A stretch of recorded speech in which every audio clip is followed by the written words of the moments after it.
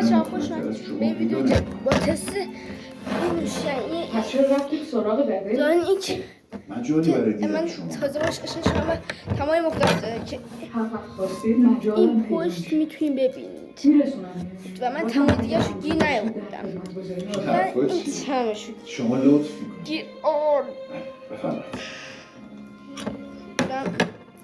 اگر سوال شدم اسپیا بچه اینجا باشید خجسته پرنده بی‌زبونی شده بود توی قفس استیصال. نه توان رها شدن و دل کندن داشت، نه توان ابراز عشق.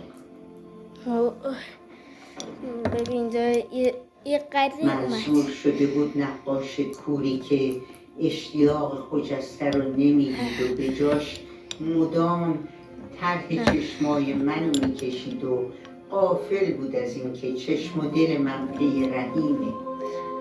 من خجسته، منصور، هر کدوم حکایت غریبی داشتیم.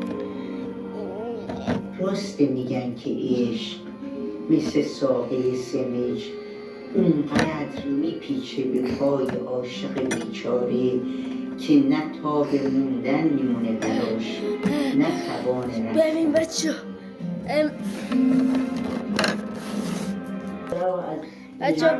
با یه زحمت اینو باز کردم قصه کم نمیشه یه بوی قصه کم نمیشه قصه باید سوم قصه بوی شبیه ترکیب دارو آلبال خاصی به بنظر میاد از این پیام اومده که قصه تو حالا نقدر پنج فلانه تومن میخواد که برش کنم.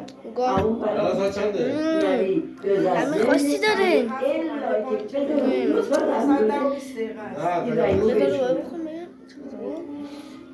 که اگه بشونه خدا دستش رو بشکنه.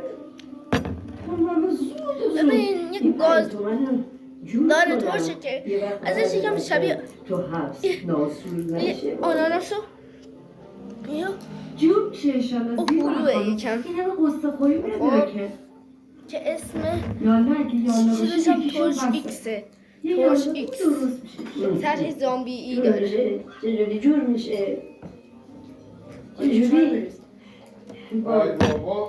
همش خیلی ها معرکه همش خیلی خوب و ماربازی های من وقت جون سر ای ترش و لذیذ و ترش و عجیبه خیلی یکم طعمش عجیبه الان میرم خونه در همسایه آی فوی آی بیچاره شدم آی بچه من از 10 به این خب تو از کجا 8 میدم مگه دیدی دست از 10 به این نمره 8 میدم